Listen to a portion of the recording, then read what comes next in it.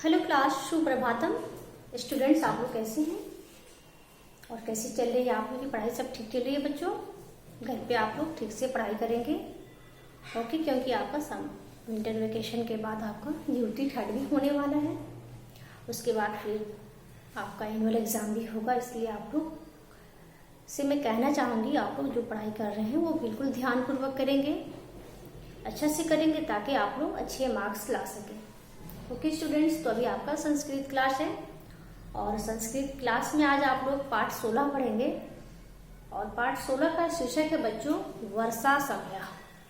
पाठ 16 का क्या शीर्षक है? वर्षा समय, यानी कि रेनी सीजन। इससे पहले आप लोगों ने पाठ 15 में जल चक्रम पढ़ा, ठीक है? आज आप लोग वर्षा समय पढ़ेंगे, यानी कि रेनी सीजन, वर्षा का मौसम, ठीक है? तो सबसे पहले हम लोग क्या करेंगे, इसके कठिन शब्दार्थ को पढ़ेंगे, इसके कठिन शब्दार्थ के शब्दों के अर्थ को जानेंगे और इसका उच्चारण करना सीखेंगे। तो आइए हम लोग बोर्ड पे कठिन शब्दों के अर्थ जानते हैं। जलदागमे, जलदागमे यानी कि मेघों के आने पर, ठीक है?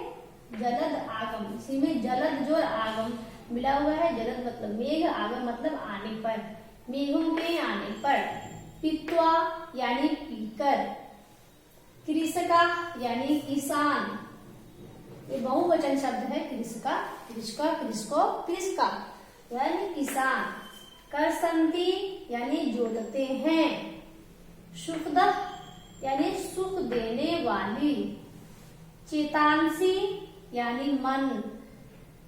ग्रीष्म ऋतु यानी ग्रीष्म ऋतु के, ग्रीष्म ऋतु इसे पढ़ेंगे, ग्रीष्म ऋतु के।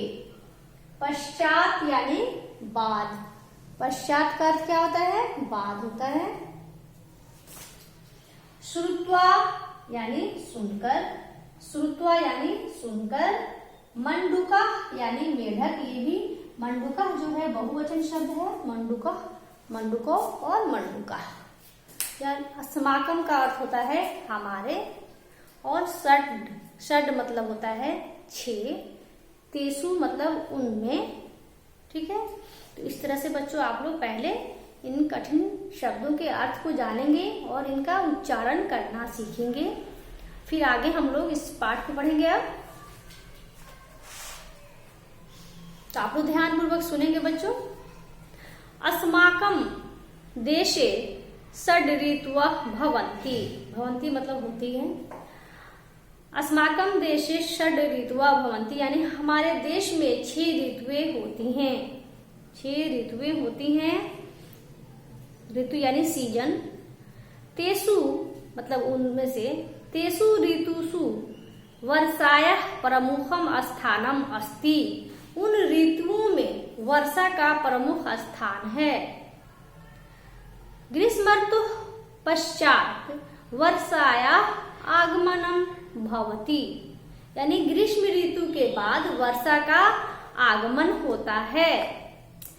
कृषि व्यवस्था अन्नस्य उत्पत्ति च अस्मिन् एव ऋतौ निर्भरा अस्ति, यानी कृषि की व्यवस्था और अन्न की उत्पत्ति इसी ऋतु पर निर्भर है।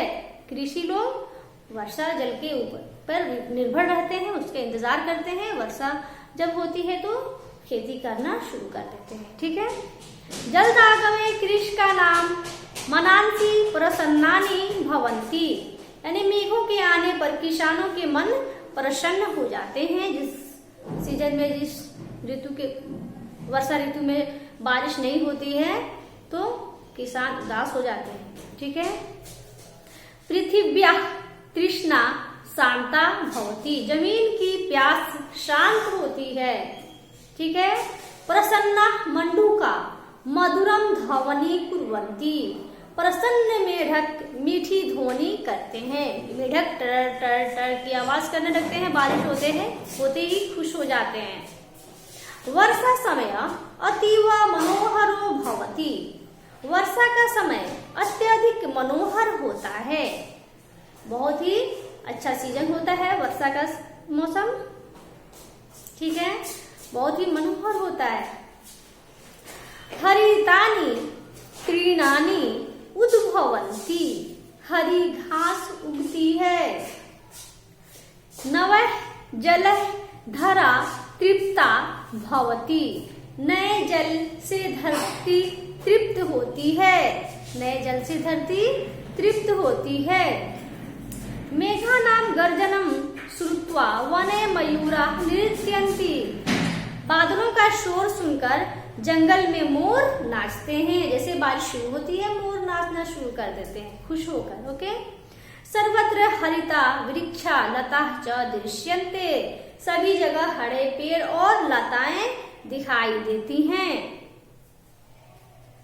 गगनम मेघमंडलः आच्छादितं भवति, गगनम मेघमंडलः आच्छादितं भवति, यानी आसमान बादलों के झुंड से ढक जाता है। बारिश के मौसम में आसमान दिखाई देता है, पूरा काला काला बादल चारों तरफ घिर जाता है, ढक जाता है बादल से। नदीनां तडागानां जलम पीत्वा खगाः प्रसन्ना भवन्ति, यानी नदियों और तालाबों का जल पीकर पक्षी प्रसन्न हो जाते हैं। ठीक है। कृषकाः प्रसन्ना भूत्वा स्वक्षेत्राणि कर्षन्ति, यानी कि किसान प्रसन्न होकर अपने खेतों को जोतते हैं। रजः प्रशांतम भवति, ठीक है। रजः यानी धूल, प्रशांतम यानी शांत, भवति मतलब होता है या होती है। रजः प्रशांतम भवति यानी कि धूल शांत हो जाती है, शांत हो जाती है। ठीक है। ऐसे गर्मी के दिनों में देखेंगे धूल मिट्टी एकदम उड़ते रहता है, पूरा चारों तरफ धूल धूल भर जाता है। लेकिन जैसे ही बारिश होना शुरू हो जाता है, जैसे ही बारिश होती है, वैसे ही धूल मिट्टी सब शांत हो जाते हैं, सब बैठ जाते हैं। ओके। यानी कि वर्षा ऋतु से सभी लोग प्रसन्न हो जाते हैं। किसान, पशु पक्षी, मनुष्य, मेढक, सभी जन प्रसन्न हो जाते हैं। यानी कि जो वर्षा ऋतु है वो बहुत ही सुहावना होता है, बहुत ही आनंददायक होता है। इसलिए रजः सुखदः पवनः चलति, सुखदः पवनः चलति यानी सुखद हवा चलती है, ठंडी ठंडी हवाएं चलती हैं। बरसात के मौसम में बहुत ही अच्छी हवा चलती है। ठीक है। मन को प्रसन्न करने वाली हवाएं चलती हैं वर्षा ऋतु में। पृथ्वी तृण संपन्ना भवति, पृथ्वी तृण संपन्ना भवति, तृण संपन्ना मतलब हरी भरी। ठीक है। पृथ्वी तृण संपन्ना भवति यानी कि पृथ्वी हरी भरी होती है, चारों तरफ हरियाली हरियाली छा जाती है। वर्षा के ऋतु मतलब वर्षा ऋतु में जिधर देखिए उधर हरियाली ही नजर आती है, बहुत ही अच्छा दृश्य रहता है वर्षा ऋतु में। चारों तरफ हरा हरा पत्ते, पेड़ पौधे, खेत में देखिए हरे हरे पौधे निकले हुए होते हैं और बहुत ही अच्छा, बहुत ही सुनहरा दृश्य होता है वर्षा ऋतु में। ओके। जमीन पे चारों तरफ हरे हरे पौधे खिलाते हैं। लोकानां चेतांसि प्रसन्नानि भवन्ति, लोकानां चेतांसि प्रसन्नानि भवन्ति यानी लोगों के मन प्रसन्न हो जाते हैं, लोग खुश हो जाते हैं। आप लोग खुश होते हैं वर्षा ऋतु में? सभी लोग खुश हो जाते हैं। ठंडी ठंडी हवाएं चलती हैं, गर्मी नहीं लगती है, मौसम बहुत ही सुहावना हो जाता है, चारों तरफ हरियाली ही हरियाली छा जाती है। और इस तरह से सभी लोग, चाहे वो जीव जंतु हो या मनुष्य हो, कोई भी प्राणी हो, सभी प्राणी वर्षा ऋतु में प्रसन्न भवति यानी कि प्रसन्न हो जाते हैं। ओके स्टूडेंट्स, तो ये है आपका पाठ 16 वर्षा समय rainy season.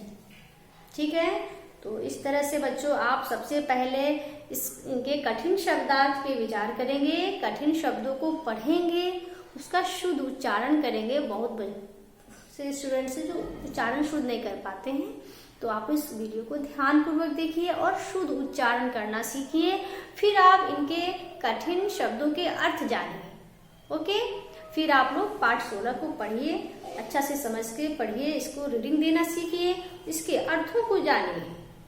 Okay okay students, तो पाठ 16 वर्षा ऋतु में यही समाप्त करती हूँ। फिर हम लोग नेक्स्ट क्लास में मिलेंगे और कुछ दूसरा पढ़ेंगे, कुछ दूसरे पाठ पढ़ेंगे। Okay okay students, bye, have a nice day.